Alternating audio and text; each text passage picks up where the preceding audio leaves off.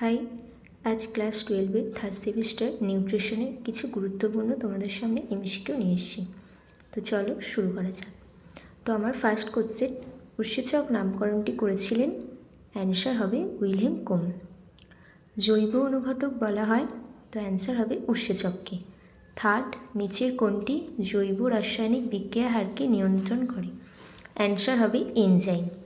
উৎসেচক হলো মূলত অথবা উৎসেচকগুলি সাধারণত যে ধরনের রাসায়নিক গোষ্ঠীর অধীন তা হলো অ্যান্সার হবে প্রোটিন। যে উৎসেচকটি সর্বপ্রথম কেলাসিত করা সম্ভব হয়েছিল সেটি হলো অ্যান্সার হবে ইউরিএচ। জৈব রাসায়নিক বিক্রিয়াকে উৎসেচকগুলি যেভাবে ত্বরান্বিত করে তা হলো অ্যান্সার হবে বিক্রিয়ার গতিকে বাড়িয়ে দিয়ে। কোষে উপস্থিত এনজাইমের সংখ্যা নির্ধারিত হয়, অ্যান্সার হবে বংশগতভাবে।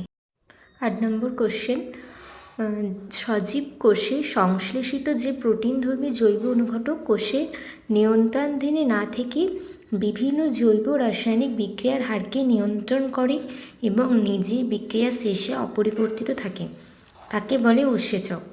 রাসায়নিক প্রকৃতির ওপর ভিত্তি করে বিষম শব্দটি নির্বাচন করো, অ্যান্সার হবে ল্যাকটিক অ্যাসিড। 10 নম্বর কোশ্চেন, যে অণুগুলির ওপর এনজাইম কাজ করে সেগুলি হলো সাবস্ট্রেট। 11 নম্বর, সিদ্ধ শ্বেতসারের ওপর ক্রিয়া করে কোন উৎসেচক? ট্যালিন। 12 নম্বর কোশ্চেন, একাধিক সাবস্ট্রেটের ওপর ক্রিয়াশীল একটি উৎসেচক হলো, অ্যান্সার হবে সুক্রেজ। 13 নম্বর কোশ্চেন, নিম্নলিখিতগুলির মধ্যে ভুল উক্তিটি নির্বাচন করো। সব এনজাইমই তাপভঙ্গুর, সব কোএনজাইমই জৈব পদার্থ, সব প্রোটিনই এনজাইম নয়, প্রায় সব এনজাইমই হলো প্রোটিনধর্মী, অ্যান্সার হবে সব এনজাইমই তাপভঙ্গুর। প্রতিটি উৎসেচক যে নির্দিষ্ট তাপমাত্রায় সর্বাধিক ক্রিয়াশীল হয় তাকে বলে, অ্যান্সার হবে উৎসেচকের পরম তাপমাত্রা। সাধারণত অধিকাংশ উৎসেচকের পরম তাপমাত্রা হলো, অ্যান্সার হবে 37 ডিগ্রি সেন্টিগ্রেড। উচ্চ তাপমাত্রায় এনজাইম বা উৎসেচকগুলি, অ্যান্সার হবে কার্যক্ষমতা হারায়। উৎসেচকে Q10 মানের অর্থ প্রতি 10 ডিগ্রি সেন্টিগ্রেড উষ্ণতা বৃদ্ধিতে উৎসেচকের ক্রিয়ার হার প্রায় বেড়ে যায় দ্বিগুণ। কোন সূত্র দ্বারা বর্ণিত হয় যে প্রতি 10 ডিগ্রি সেন্টিগ্রেড তাপমাত্রা বৃদ্ধিতে বিপাক প্রক্রিয়া দ্বিগুণ বৃদ্ধি পায়? ভ্যান হফের সূত্র। উৎসেচকগুলি সংবেদনশীলতা দেখায় পিএইচের পরিবর্তনে।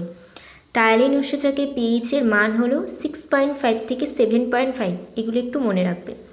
ট্রিপসিন উৎসেচকের পরম পিএইচের মান 8.3।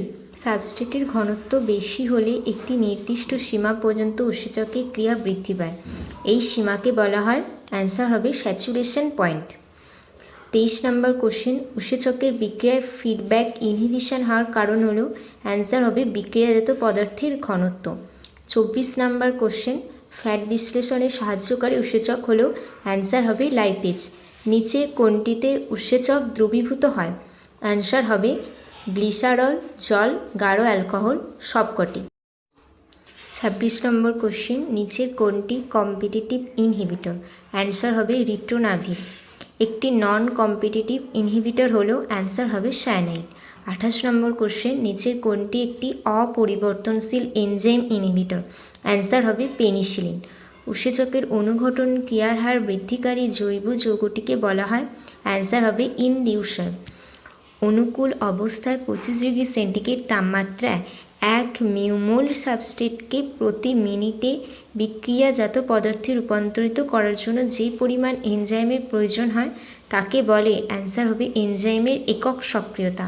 প্রতি সেকেন্ডে 1 মোল সাবস্ট্রেটকে রূপান্তরিত করার জন্য যে পরিমাণ এনজাইমের সক্রিয়তা প্রয়োজন হয় তাকে বলে, অ্যান্সার হবে ক্যাটাল। TON এর কথাটির পুরো নাম টার্ন ওভার নাম্বার। তো এই কোশ্চেনগুলো একটু ভালো করে পড়বে, কারণ এই কোশ্চেনটা আগের সেমিস্টারের আগের বছরের সিলেবাসও পড়েছিল। 33 নম্বর কোশ্চেন, উৎসেচকের টার্ন ওভার সংখ্যা কি দ্বারা সূচিত করা হয়? অ্যান্সার হবে কেক্যাট। উৎসেচকের ক্রিয়ায় সম্পর্কিত সঠিক তথ্যটি চিহ্নিত করো। সঠিক তথ্য হবে, উৎসেচকের সাবস্ট্রেট বিক্রিয়ায় সাবস্ট্রেটের গাঢ়ত্ব প্রাথমিকভাবে বৃদ্ধি করলে উৎসেচকের অনুঘটন ক্রিয়াও বৃদ্ধি পায়। 35 নম্বর কোশ্চেন, প্রতিযোগিতামূলক উৎসেচক প্রতিরোধক হলো, ভিম্যাক্সকে অপরিবর্তিত রেখে কেএমকে বৃদ্ধি করে। আমাদের 36 নম্বর কোশ্চেন, Km এর মান কম হলে সেটি নির্দেশ করে সাবস্ট্রেটের প্রতি উৎসেচকের অধিক আকর্ষণ। 37 নম্বর কোশ্চেন, প্রতিটি উৎসেচক সক্রিয়তার জন্য প্রয়োজন নির্দিষ্ট তাপমাত্রা, নির্দিষ্ট সাবস্ট্রেট, নির্দিষ্ট pH। অ্যান্সার হবে সবকটি। সক্রিয়তম জৈব উৎসেচক হল কার্বনিক অ্যানহাইড্রেজ। উৎসেচককে নিষ্ক্রিয় করে, অ্যান্সার হবে ক্লোরোফর্ম। উৎসেচকের তালা চাবির মতবাদের প্রবক্তা হলেন, অ্যান্সার হবে এমিল ফিশার। 41 নম্বর কোশ্চেন, উৎসেচকের প্রণোদিত মতবাদ প্রবর্তন করেন ড্যানিয়েল কোসল্যান্ড। 42 নম্বর, কোনো রাসায়নিক বিক্রিয়ায় যে সময় সাবস্ট্রেটের পুরনো রাসায়নিক বন্ধনীগুলি ভেঙে নতুন বন্ধনী তৈরি হয় সেই সময়কালকে বলে ট্রানজিশন সেট। উৎসেচকের ট্রানজিশন সেট সম্পর্কিত সঠিক তথ্য হচ্ছে সাবস্ট্রেট থেকে প্রোডাক্ট, প্রোডাক্ট থেকে সাবস্ট্রেট উৎপাদনের সম্ভাবনা সমান থাকে। উৎসেচকের যে বৈশিষ্ট্যের জন্য উৎসেচকের সক্রিয় স্থান অন্য একটি স্থানে কোনো একটি বিশেষ পদার্থে অবস্থানের কারণে সেই সক্রিয় স্থানের পরিবর্তন ঘটে, উৎসেচকের জৈব অনুঘটক ক্রিয়া বৃদ্ধিপ্রাপ্ত বা বাধাপ্রাপ্ত হয়, তাকে বলা হয় অ্যালোস্টেরিজম। 45 নম্বর কোশ্চেন, উৎসেচকের অ্যালোস্টেরিক সাইট সম্পর্কিত সঠিক তথ্যটি নির্বাচন করো। উৎসেচকের অ্যাক্টিভ সাইট ছাড়া অন্য যে কোনো মডিউলে যুক্ত হয়ে তাকে অ্যালোস্টেরিক সাইট বলে। 46 নম্বর কোশ্চেন, এনজাইমের প্রোটিন অংশটিকে বলা হয় অ্যাপো এনজাইম। এগুলো খুব গুরুত্বপূর্ণ। যুগ্ম উৎসেচকের প্রোটিন অংশটি হলো অ্যাপো এনজাইম। উৎসেচকের সঙ্গে যুক্ত অপ্রোটিন অংশটিকে বলা হয় কোফ্যাক্টর। এই এনজাইমের সহক অণুগুলিকে বলা হয় কোফ্যাক্টর। অ্যালকোহল ডিহাইড্রোজেনেজ এনজাইমের কোফ্যাক্টর রূপে কাজ করে Zn2+। Mg2+ হলো একটি মেটাল অ্যাক্টিভেটর। নিচের কোন ফ্যাক্টরে উপস্থিত কার্বনিক অ্যানহাইড্রেজ উৎসেচকে সক্রিয় হয়? Zn2+। উৎসেচকে প্রোটিনের সঙ্গে শিথিলভাবে ও অস্থায়ীভাবে অংশটিকে বলা হয় কোএনজাইম। টিপিপির পুরো নামটি হলো থাইমিন পাইরোফসফেট। এগুলো খুব ইম্পর্টেন্ট, আগেও একটা এরকম কোশ্চেন করলে। অধিকাংশ সহ উৎসেচক সংশ্লেষিত হয় ভিটামিনের জন্য।